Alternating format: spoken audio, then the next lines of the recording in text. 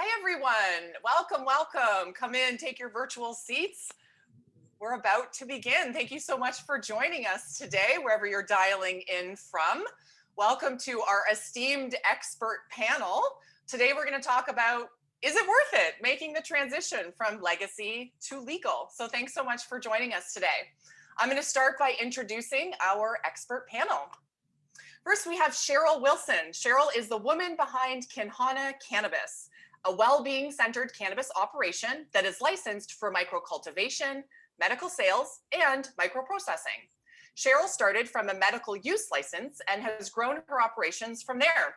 She'll be the first to tell you that scaling a cannabis operation from a personal project to a commercial business is no small feat. So we're really excited to have Cheryl here today to hear all of her insights.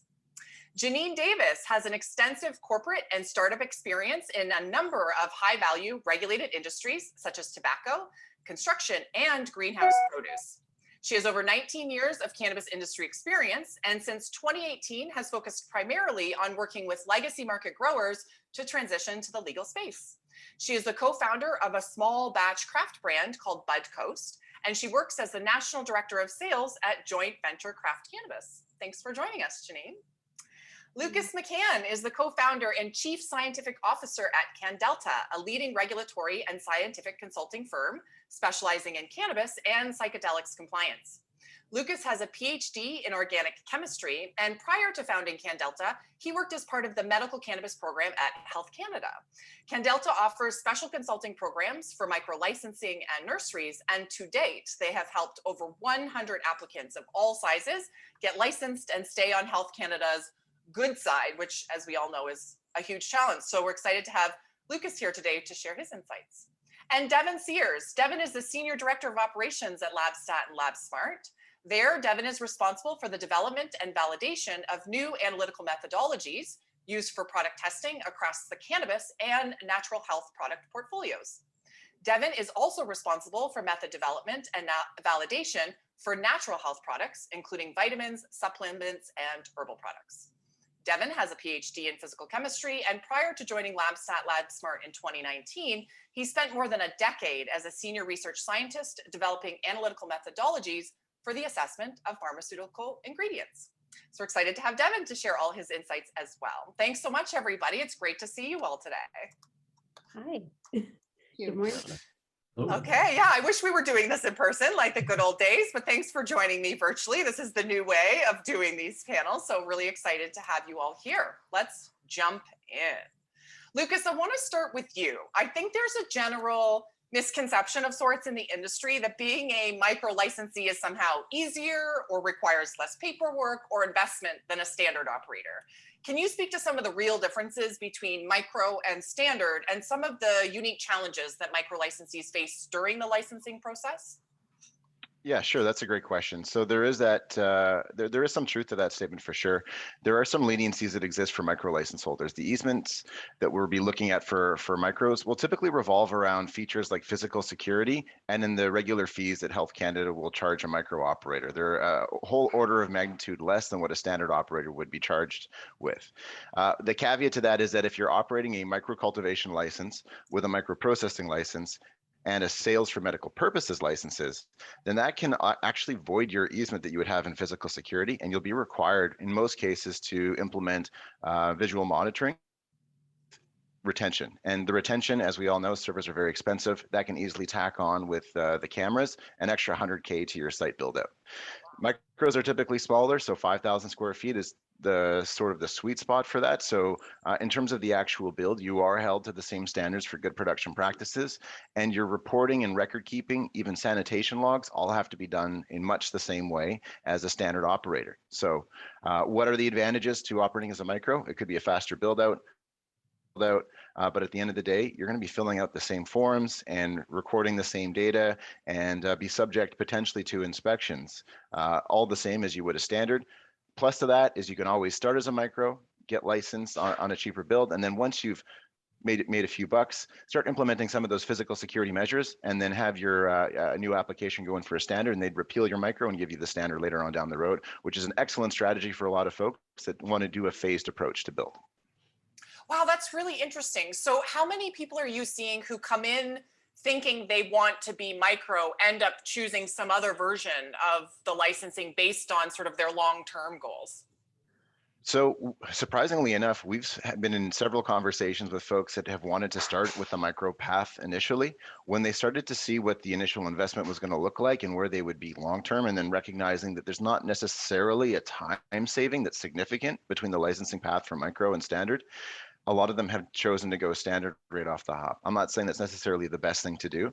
It's going to depend a lot on your site and how much available real estate you have to expand and to build out.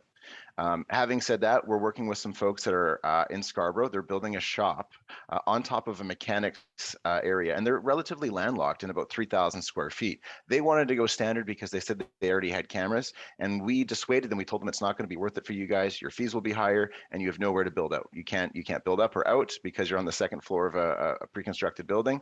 Go micro. It'll save you a lot in the long run.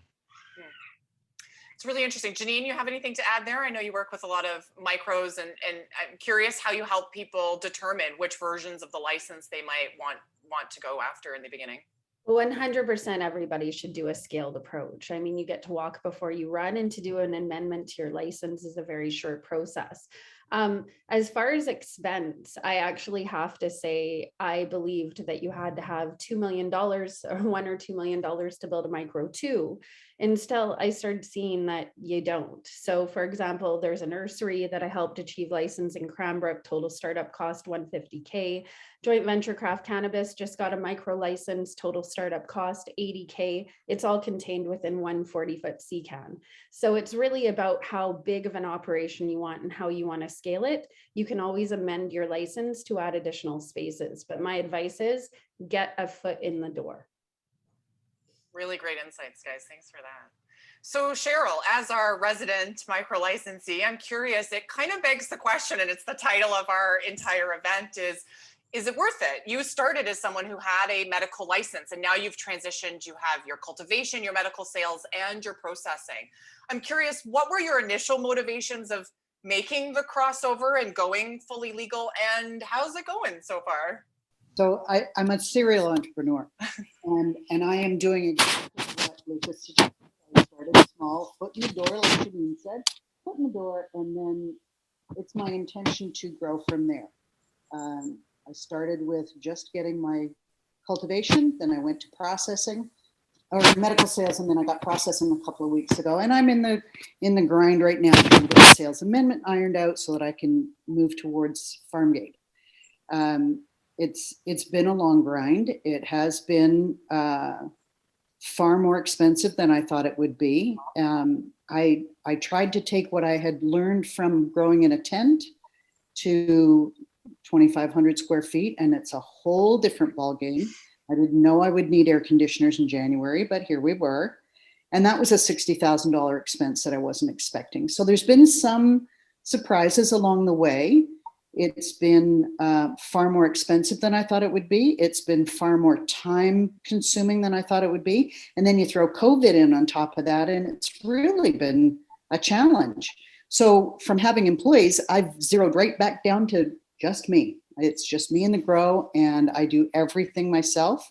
Now, fortunately, I'm just growing right now. I'm not trimming or doing anything like that. So it's been okay, but it's been a lot more work than I thought it would be.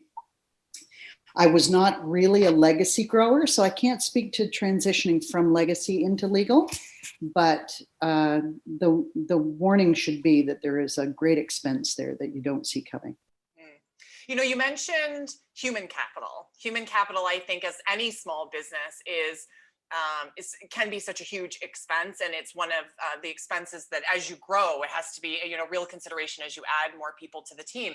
You just talked about how you've gone back down to just yourself. What has that been like in terms of finding people who are qualified in the ways that you need them to be, but also being able to afford to hire people in to help you? My growers are my daughters, and they were legacy. So they learned to grow in the Kootenays, and they came back here. And when COVID started, of course, the last person I want to risk is my daughters. And so I said, just stay home. And when this is over, we'll get back at it. So it's been beneficial for me to just be me in the grow, and I can handle what I'm doing. And it doesn't even take a full 8-hour day for one person to do it. So it's been okay. It's not been terribly taxing that way. And the girls are ready to come back in when it's time. And you mentioned you're just doing growing at the moment. You're not doing trimming or processing. Do you outsource the rest of those operations?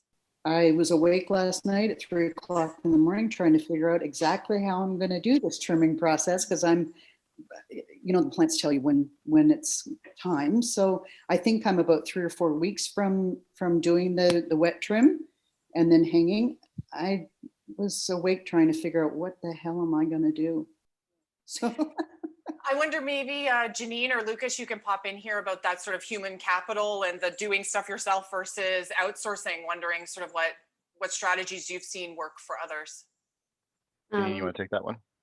Sure. Well, I personally do believe that it can be a huge advantage to harness legacy industry participants to come in on a cannabis operation to consult. And I've set a lot of people from my hometown up in Nelson with those positions. My entire sales team within joint venture, it's all women from the legacy space that I've transitioned into legal roles. And why is that? There's a higher knowledge of the plant. Many of these women have done 15 or 10 to 15 years plant work. So I do think that if you can hire people from the legacy space to come in that could teach you how to do the lollipopping, the pruning, the hang dry and the hand trim, people that are fast, and just to bring them into your operation to help with the harvest. And I can say all of the successful micros that have gone to market have employed this strategy, and the quality of their product, well, you guys know it speaks for itself. If I could jump in there and add a quick point to that, Rachel, if that's all right. There are two considerations, I think, when looking at human capital. Micros typically are smaller spaces that run very, very lean. The challenge there is that, especially for when getting a microprocessing license or considering the path of getting a microprocessing license, still need someone that satisfies the conditions for what Health Canada is looking for. They'll need to fulfill the academic requirements and have experience. Running lean operations, I think, is great. It's great if you can bring in some of that legacy knowledge and experience. The challenge is melding that with the regulatory aspect and the paper filling, because typically there are less people there to be able to do the compliance piece and the record keeping. That can sometimes mean that you're filling out paperwork all day and getting very little time to actually attend to the plant. So always a consideration there when talking about operating lean. 100%. mm-hmm. So that's kind of getting started in licensing. I mean, just sort of a quick snippet on some of the things to consider there. Janine, I know you work with a lot of clients then on go-to-market strategies, like once you're actually licensed, how do you get your product picked up by a province, a retailer, and actually out to the customers? I'm curious what your recommendations are when you think about dealing with all the different provinces, balancing the challenges of private and public retail in some places, and now farm gate being a possibility for some in some regions as well. Where do you see the greatest paths to profitability for micro licenses coming into the game at this stage when it's already so competitive? Well, I mean, everybody has not really, we should speak to the pricing compression that happened in 2021. It was so fast and furious. When you see, brands that have reduced their MSRP from $49.99 in 2020 to $29.99 an eighth in 2021, and from $44.99 down to $36.99, really, well-known brands like Broken Coast. And so this has been across the board in every province. The first thing micros have to do is they have to manage expectations on pricing. So the good news is, it shouldn't be a lot to manage, because the first thing they need to wrap their head around, I've found people that have transitioned in, is wrapping their head around, I'm not going to make the same after tax as I did pre-legal when I wasn't paying tax. That's not going to happen. You're not going to get paid way more in legal cannabis, but you are going to not have your freedom at risk. So when we're looking at getting to market, I think initially having a wholesaling strategy can work on your first couple crops. Figure out what you're doing. Let somebody else figure out how it's going to get to market and how to promote it. You don't have to worry about social media. You don't have to worry about your website. After you do a couple wholesale transactions, then you could look at launching into something where you're having your story told. But if you always remain a wholesaler, that's never going to raise like the fair market value of your product, right? If you are going to sell into a brand, make sure that brand's telling your story, right? This was grown by Kinhana Cannabis. She's in Ontario. It's a female-run operation. Her daughters with legacy roots in the Kootenays are part of it. And then they're telling the story of Cheryl and Kinhana Cannabis that's raising her profile and also kind of raising the wholesale value of her product as it gets out there and it gets known. So I find a lot of people that like to buy wholesale from micros like to pass the product off as if it's their own or if they grew it. And that's not really helping the micro get their name out of there, so to speak, and raise the fair market value. Getting registered in the provinces is quite a process. It's a mini step process. Just getting through the category manager, that's step one. Then you have to get kicked to registration, kicked to logistics. You have to get a delivery date. So expect delays. We're working within an inefficient system with about 7 more stops along the route than you would have in the legacy market. Some really great points there. I'm interested, Cheryl, like what you folks are thinking about your path to market and what that's been like to consider, like Janine is saying, the difference between going wholesale or trying to make your own brand and tell your own story. What is your plan in terms of your path to market? I've gone wholesale and I'm working with somebody that wants to talk about what Kinhana is. So that works for me. So you started with the wholesale to, just like Janine say, get the money, get your biomass out the door, and to get your operation set up until you can get your feet under you. Yes, that's worked for me. Yeah, I think that's a really smart strategy for sure. Like we said before, this scaling your business over time, not trying to swallow the whole elephant at once, as they say. And there are processors. I've worked with I've negotiated with some processors that I didn't want to work with. And then I just kept going through the process of finding the right team to work with, just culling through the masses to try and find somebody that sort of had the same vision that I did. And that was the group that I'm working with now. That's great. It's important to find great partners to work with. I mean, and I think what we're all saying too is it's important to work with experts like all of you who can offer experience on the ways that this could be done, should be done to expedite your learning curves and to get you faster to success. I think that's definitely a good strategy to have here in cannabis.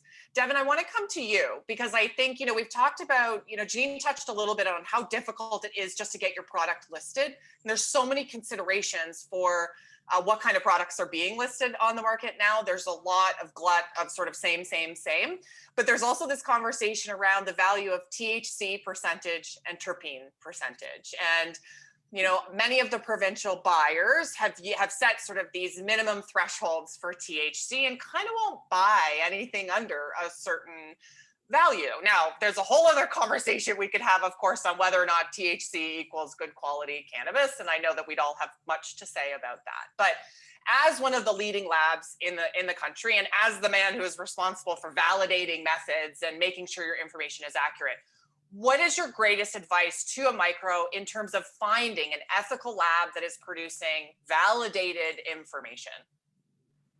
Yeah, that's a great question. So for me, it's, spending the time with the lab. So we are unfortunately a necessary evil, right? I mean, it's not something everybody wants to do. Nobody really wants to pay money to have their samples tested, but it's necessary.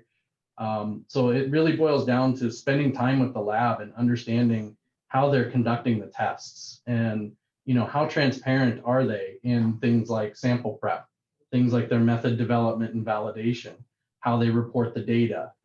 Understanding all of the nuance can be a little daunting, but it's a conversation that you have to have. You have to understand, are they prepping, how are we, for example, we prep sample by taking whole plant, right? So we would homogenize the whole plant to conduct our tests.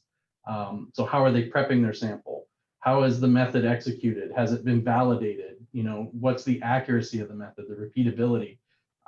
These are terms that it's in your best interest to kind of understand.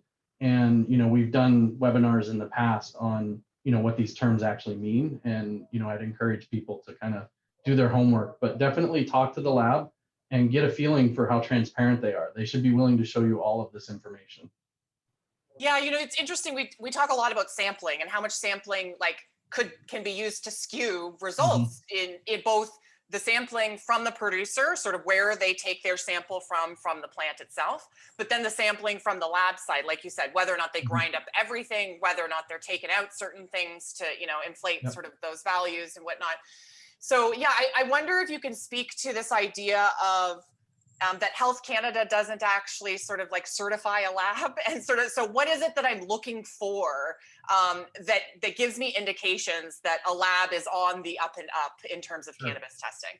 Yeah, so yeah, you're right. Health Canada doesn't certify a lab, but a lab can either be what we call ISO certified, or they can operate under GMP. So ISO is an accreditation body. So you would go out to that body, you would present your method validation, you'd participate in what they call a proficiency testing, and then that body would then accredit you for that testing. So under ISO 17025, which is the laboratory testing, you can gain accreditation through participation in their proficiency testing and demonstration of your method validation. You can also operate under good manufacturing processes, which is our procedures, which is that's more of a pharmaceutical. It comes from the pharmaceutical world, and that is subject to Health Canada inspection. So, for example, we are a GMP, not certified, but we are a GMP facility with a drug establishment license. So we are routinely inspected by Health Canada. Okay. So, and we hear GMP a lot. And so under what circumstances particularly would someone need or want to look for a lab that has that GMP? GMP is going to be particularly important if you're looking to export. So if you're looking to export out of the country, a lot of countries that you would export to, for example, Europe, Israel, are going to require GMP certification for that export. Within Canada, ISO versus GMP, as long as it's an accredited laboratory or has been inspected and has a GMP drug establishment certificate, the testing's been reviewed and the validation's been reviewed. Now, this makes me think a lot about the idea of having a QAP, and that being sort of the human capital that we talk about a lot for micros. Many people, how do you afford a full-time QAP? What does it mean to have a QAP on staff? Lucas, I know this is something perhaps you could offer some insights into as well. Does a micro need to employ a QAP full-time in order to have these conversations with a lab in an informed way? Or what kind of recommendations are you making to micros about staying informed on the science side? Well, I guess it all depends on what their goals are. I mean, if they're looking out to get a processing license, then they'll certainly have to work with a quality assurance person. As we alluded to before, quality assurance people have certain qualifications and experience that they have to satisfy. It doesn't necessarily mean that they have to employ that person full time. You can share quality assurance people as long as we can demonstrate in an application that that person is working around a few different facilities in an area. We have a time schedule that makes sense for them, and we can show that they can conduct their duties in a way that would be compliant. Then that's something that would fly. But not everyone is going to be next to maybe another cultivator that they'd be able to share their QAP. So it's really important to work with people that understand the science and the regulations that can guide you in a way. Labs are great at doing that. Consultants are great at doing that, and there are a lot of independent people that you can engage to help. Engaging with people that have done this before is another great way, like Cheryl and her team, and being part of those conversations as well. But you have to pay for education, unfortunately, and that's something that comes with a price tag. And on top of that, experience is probably the most important aspect of it, because if they don't have that cannabis experience, all the education in the world isn't going to make much of a difference if they don't know sort of what context they're working in, what documents to fill out, and how to think bigger picture. And that's where you'll really save on a more expensive person, is having someone that understands things so they can implement more efficient process flows in your facility. We hear the word process a lot. Processes seem to be a really important part of getting this whole game right for the long term. Yeah, definitely is. process is going to be king. You want to make sure that even from just moving product through your facility, that's going to be something that makes sense, is as linear as possible. And if that's something that you're, if GMP is something you're working towards, that's probably already going to be baked in, I think, to the way that your facility is constructed anyway. That's definitely something that we set up for sure for folks, but having a solid set of standard operating procedures is going to ensure that not only are things moving in the right way, but people are also moving in the right way and ticking all their boxes off on their weekly checklist of things to do. Yeah, and towards that too, the quality professionals, so your QAP and your testing labs, you really should be looking for someone that thinks like a regulator, not necessarily thinks like a user. Because this is where the regulators are going to start drilling down, is on your testing, on your quality procedures, on your quality systems. We've been hearing kind of chatter about potentially, more stringent rules around testing and things like that. What do you see as kind of because Devin, you come from a real pharmaceutical background, and I'm curious what you see as kind of the future of cannabis testing, what people should be expecting that they'll be required to do in the next year or 5 as cannabis really becomes a full-fledged industry. I think as products become more refined, so where we go from raw plant to edibles 2.0 products into 3.0 products, marrying up with nutraceuticals, the closer we get, especially in the 3.0, the closer we get to making a label claim, the more stringent the regulations are going to become. And so I think people just need to kind of get ready for the fact that, testing regulations are going to tighten. Expectations around their operations may tighten as well. So let's jump off from that, because certainly the 2.0, 3.0, I don't even know which 0.0 we're at anymore, is heating up. We're starting to see some really interesting delivery methods, but those kind of developing formulations for things like bath bombs and creams is really different than growing a plant. And so I'm curious, again, given your expertise, when you think about creating a formula that has multiple constituents that likely come then from multiple suppliers, what's some advice that you would give to people when thinking about kind of vetting suppliers and thinking about their supply chain in making a 2.0 or 3.0 product?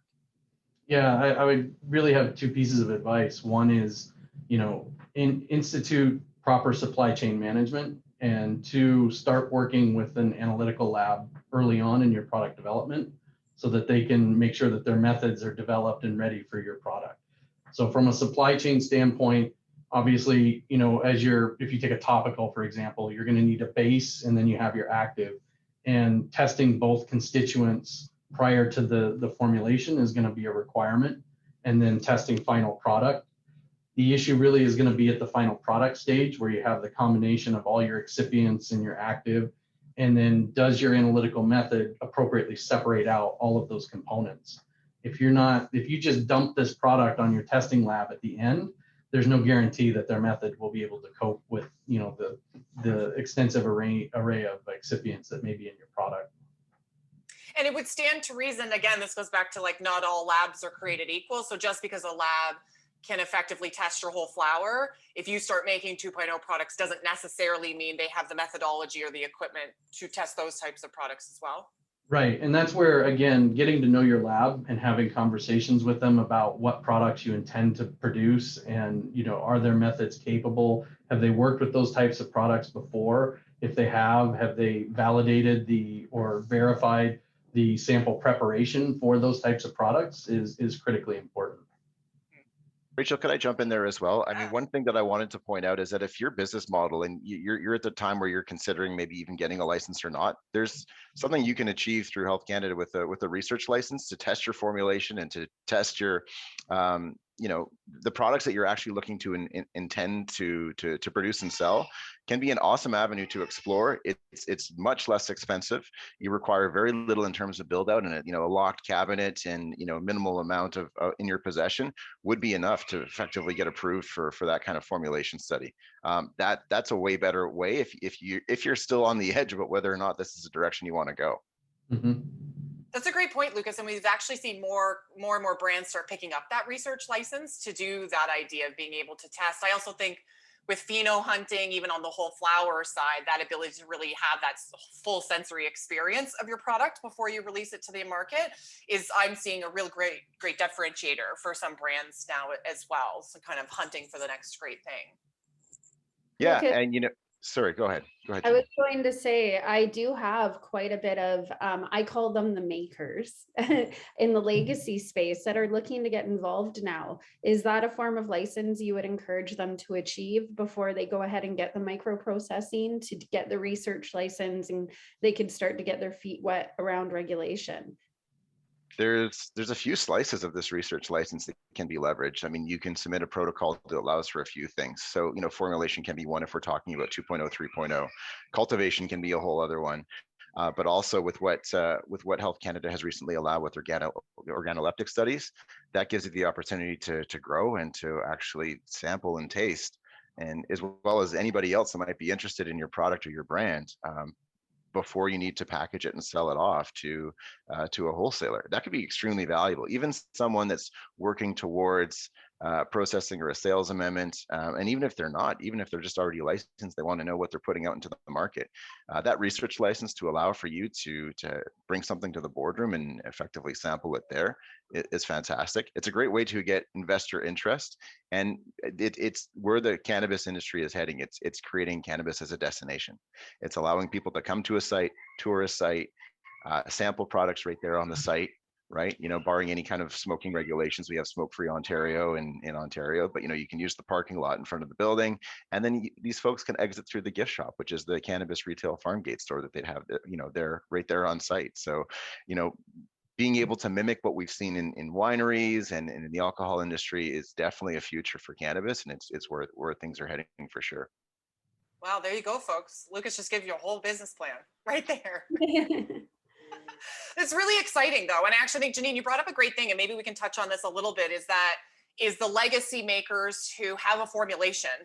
So they don't necessarily need to have a full production facility of their stuff, but they have something that has been successful in the legacy space that they now want to bring to market. I'm curious if you can offer how you've seen that go, or what strategies are working really well for those people, how to find the right partners who also want to bring your product to life.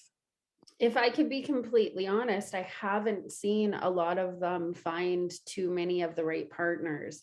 I saw a lot of large publicly traded companies want to gobble these brands up and use them for promotion and talk about what they did in the legacy space. We've seen very few actually make it across the finish line, and even fewer that are actually making things for themselves. Like, aside from extracts, we have seen rosin, we've seen hash.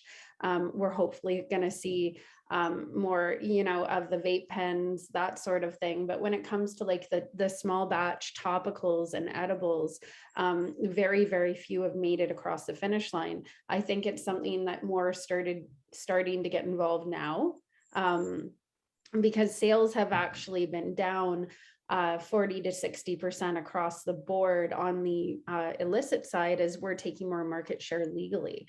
So, there's a renewed interest in transition. And so I haven't seen a lot make it across.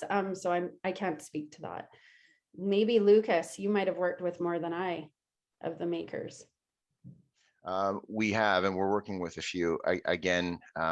There's that continued challenge of, if they go down this licensing path, they have to stop going to the farmers market that they've been going to, selling the CBD healing products, sort of under the table, I guess, right? So it's still a constant struggle that people are trying to work through, and to do things like satisfy zoning variances, to be able to afford and build out the lab or the space, the kitchen that they would need in their facility are still big challenges for them, and it's something that they struggle with.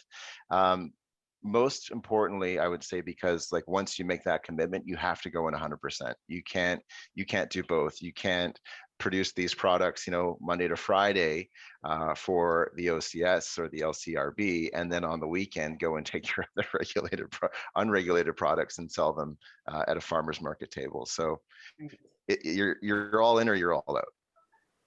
I don't smoke cannabis, but I do use it for pain control. And I've never enjoyed smoking cannabis, but I infuse it. and I have had tremendous success with infusing. And I've actually applied for a patent for my product, and I'm in the patent process. And I have found another processor that wants to, they're a lot bigger than me, and they want to take it on as their initial project. So I'm working with a lab to create the formulas to perfect the ingredients, the active and the carrier. And I expect that we'll see it on the market here at the tail end of this year or springtime.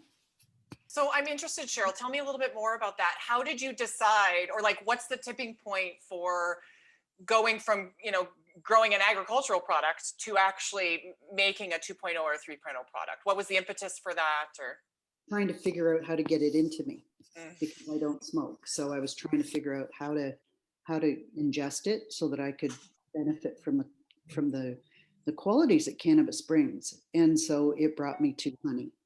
And that's the formula that I've used for it. I mean, there's all kinds of honey and cannabis on the market, but I do it with hash. And so it's a little more of a unique way of blending the two of them together. And this other processor has a larger facility, and it's a time-consuming process to go through it, as what Janine was saying, that some haven't made it across the finish line.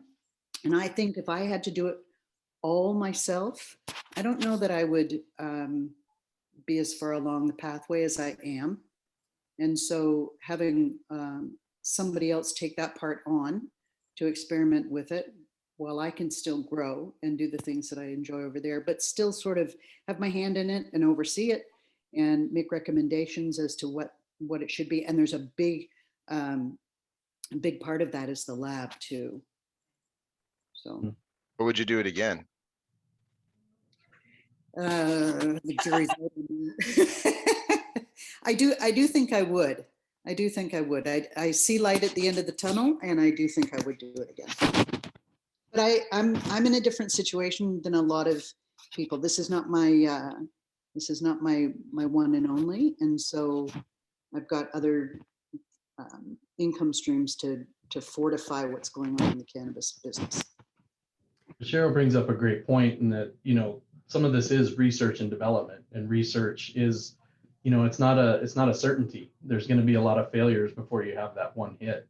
And so that needs to be baked in, especially if you're looking at a 2.0 or a 3.0 product where you're developing, that needs to be baked into your business plan. Careful, Devin. You don't want to tell people they should do their own research. That's a fair statement.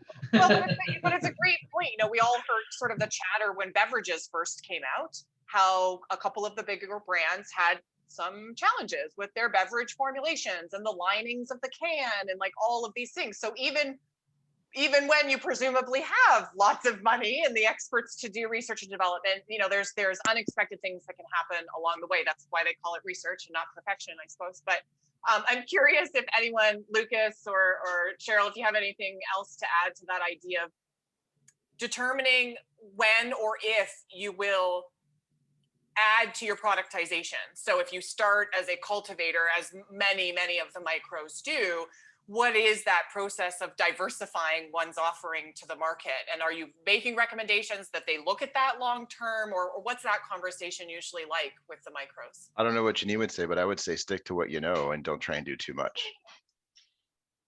I think there's a very interesting case to be made of when North 40, Gord Nickel from North 40 Cannabis was the first micro to get out of the gate producing, that I had really seen be vocal on the social media landscape about his journey.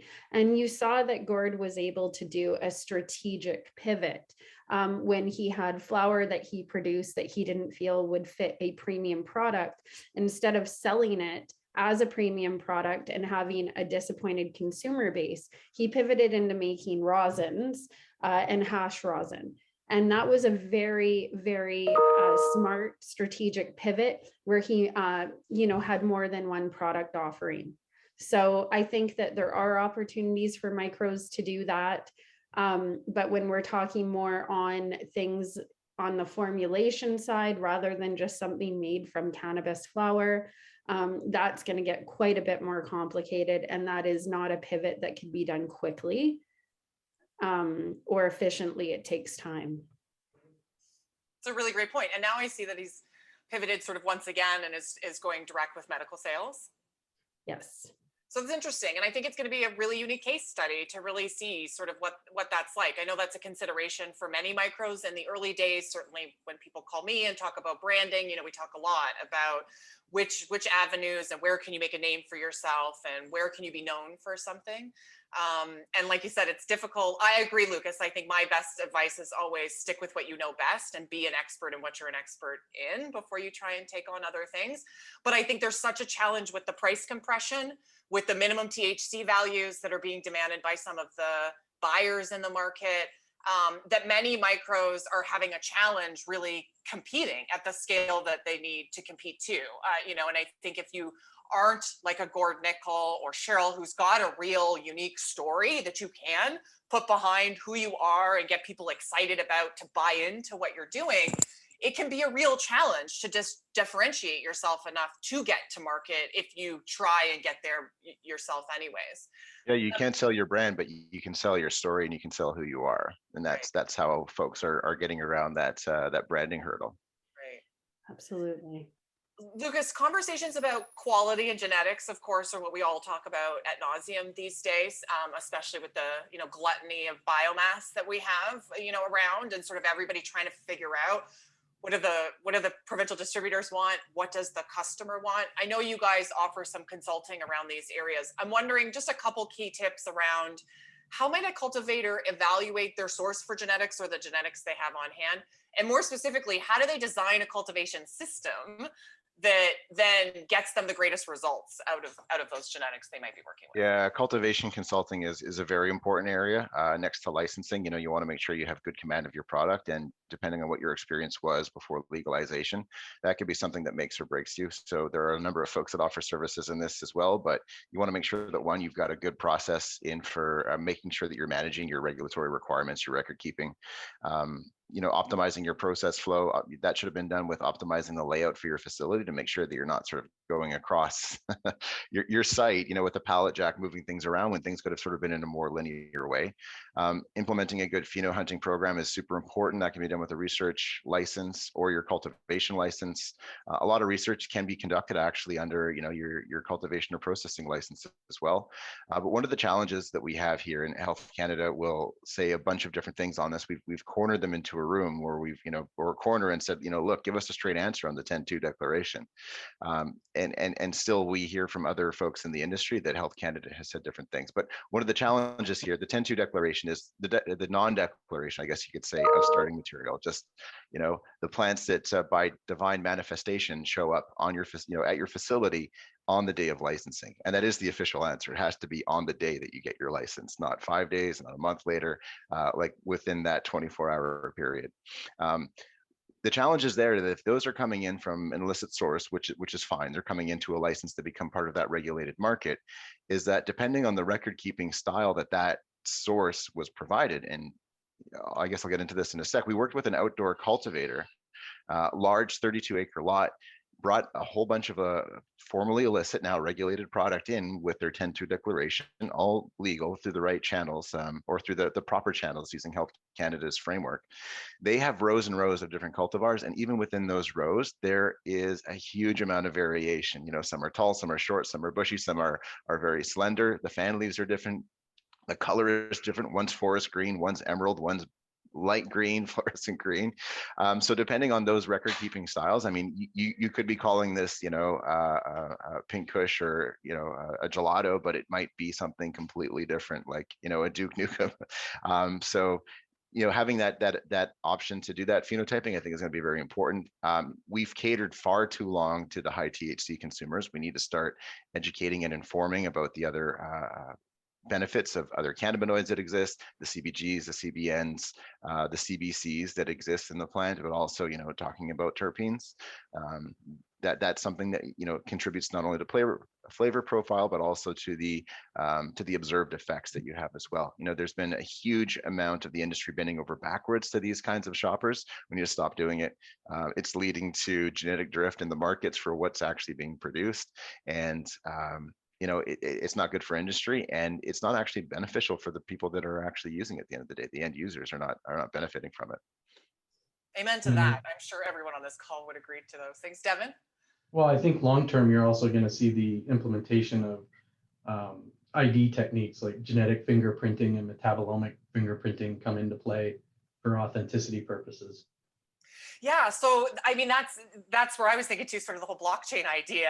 And I know that, you know, Shoppers Drug Mart, who is a major buyer on the medical side, you know, certainly is really concerned about those things and has made that quite well known. The idea, I hear it from the buyers, the provincial buyers all the time, like, well, you know, your cut of GG4, who knows that it's actually Gorilla Glue? Everybody's selling it. You know, nobody's got a real cut. What does that really mean?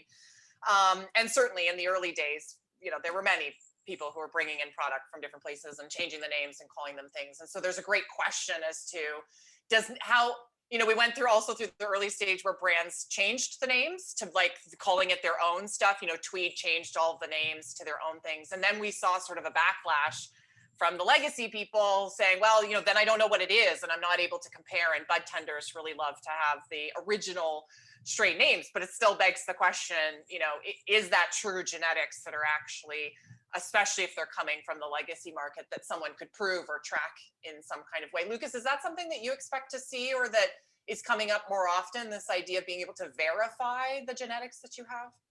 There are a few companies that offer this kind of fingerprinting using spectroscopy methods.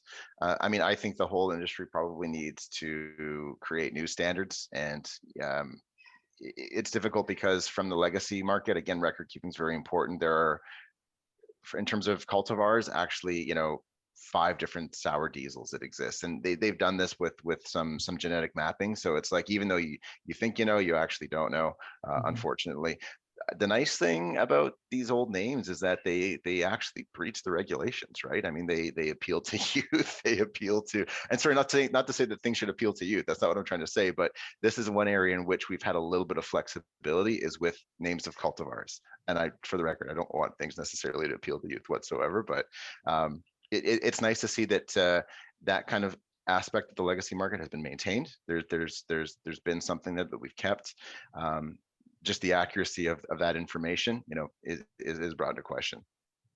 So like, I would like to speak to the genetics and the name game here, guys, because for us to pretend that this is only starting to happen in the legal space this has been happening for 20 years in the illicit space. If somebody had a pack of Death Bubba they couldn't sell and Rockstar was popular, they call it Rockstar. So when people are sourcing clones from the legacy space for their 10-2 declaration, you don't really know what you're getting. You just know that that's what the, legacy cultivator called it. So there's a lot of that we see. And the name game's been going on in the legacy space for so very long. It's now happened a lot in this space as well. More than anything, if I could speak to genetics and how long people are successfully running them, the entire supply chain that I manage is small batch, unique cultivars. So what I'm seeing is after about 6 to 8 months, a cultivar will have a good 6 to 8 month run in one province. And then I'm seeing sales start to decline at the 6 month mark. Sometimes I've even seen it at the 4 month mark. So my advice to the cultivators in my supply chain is have new genetics ready to rock every 4 to 6 months. And once you could actually keep a room of the original genetic and say you maxed it out in the province of BC, you could then move it into Alberta. And hopefully you have a bunch of positive reviews from Reddit, from bud tenders, from Instagram to back up that SKU listing. Then you could move it into Ontario. But you're going to need to bring something fresh into BC once you see those sales decline. So every 4 to 6 months, swap out your genetics, make sure you have something new and exciting, and move your genetics around the provinces in such a way that they're not becoming stale.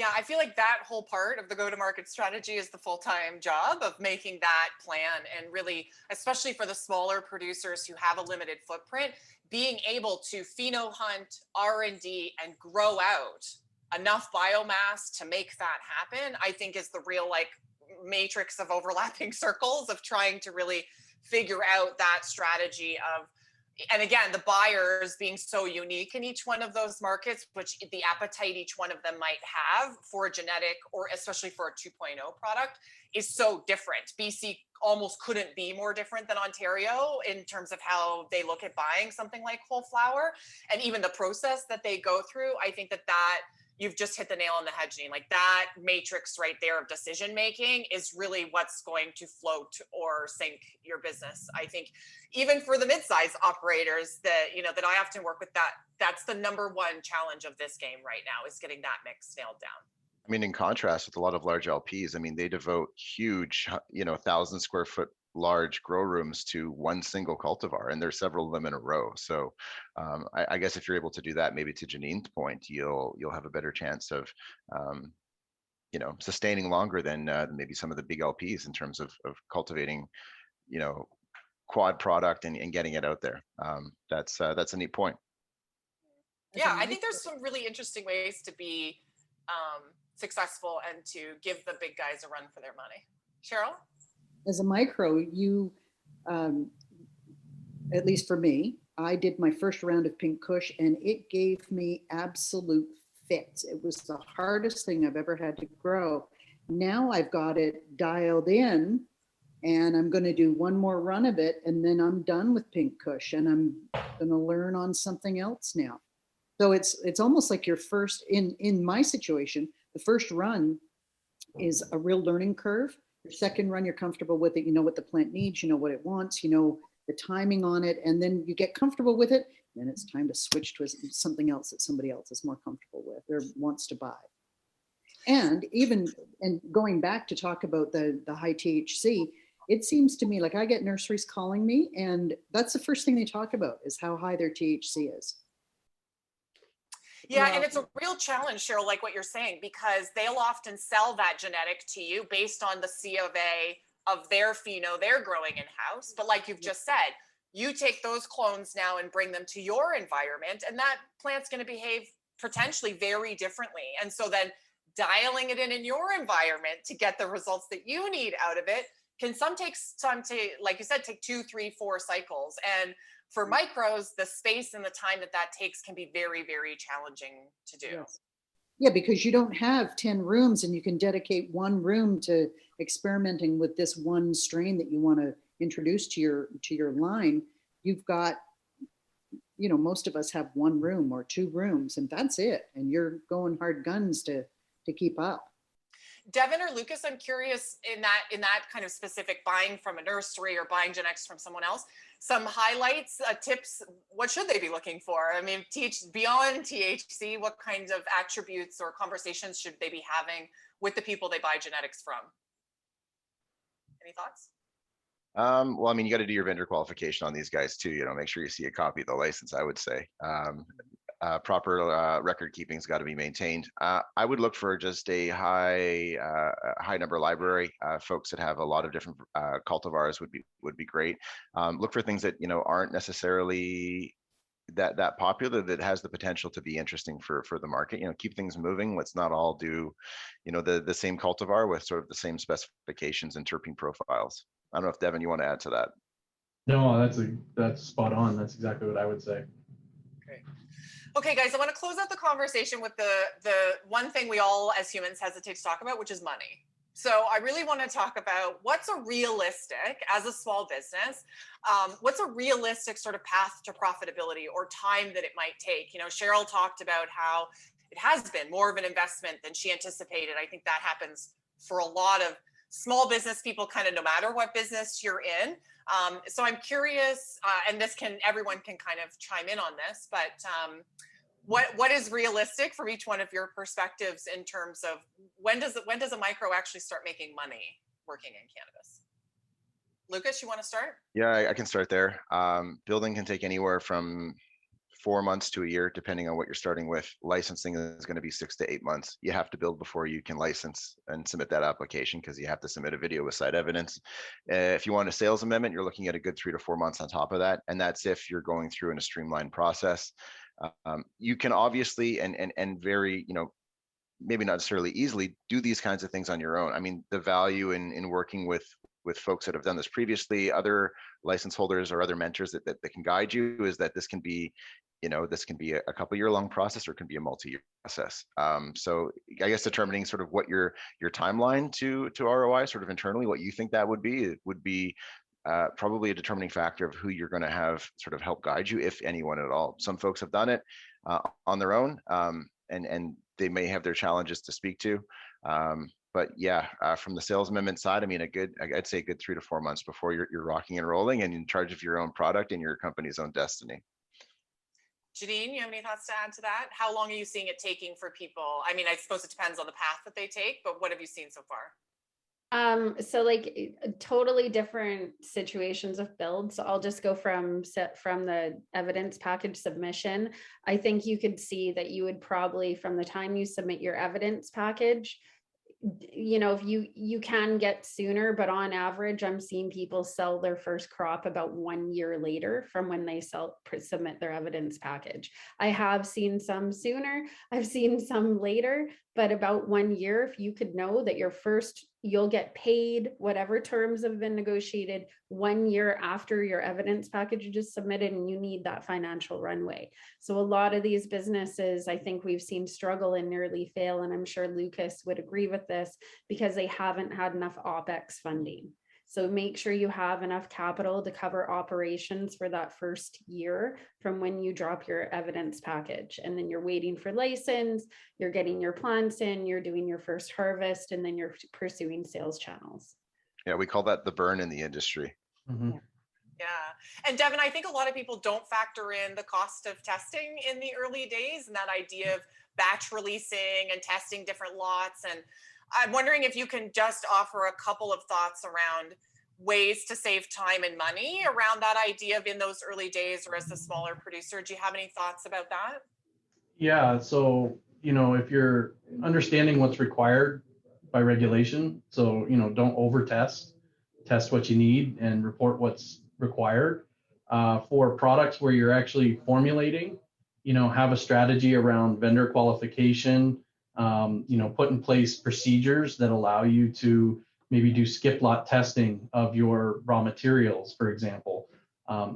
These are acceptable practices. They just have to be well proceduralized, and you have to follow your procedures. But you can cut down on the testing burden very quickly by implementing those types of strategies and understanding how, what you need to test for in your final product. Again, work with an expert. Who knows? Yep. Don't guess. Cheryl, I'm going to end with you. I'm just curious, since you're the resident micro who's been there, done that, what piece of advice would you give to your past self with the wisdom you have today? I would have to agree with Janine. Make sure that you've got the money to see you through that runway. It's a long haul from building out your process, your rooms and your whole facility, to getting licensed and then developing a crop and getting it sold. It's a long span of time. Not for the faint of heart, as we say. Not for the faint of heart, and you have to make sure that you're well funded to get through that. Janine, it's always more expensive than as my mother says, plan for everything to be twice as expensive and take twice as long, and then you're probably going to be about right. That's right. Lucas is what Lucas was saying there. I did go through the whole process myself. It took a whole lot longer, and I really didn't know what the hell I was doing. And so it took a lot longer than I thought it would.